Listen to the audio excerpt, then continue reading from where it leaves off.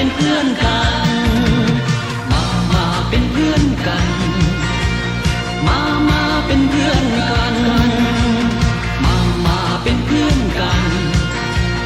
มาเป็นเพื่อนกันหักที่แท้จริงบ่แอบอิงกำไรเงินทองหักบ่คือเข้าขอ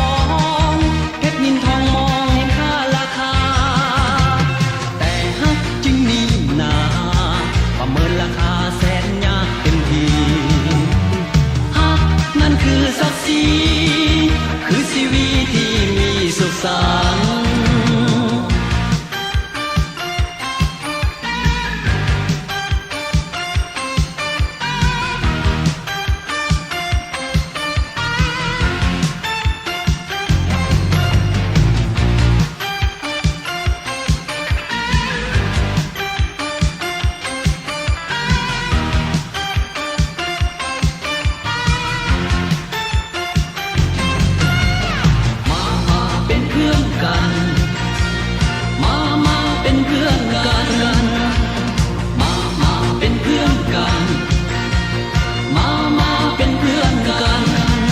เพื่อนกินนั้นมันหาได้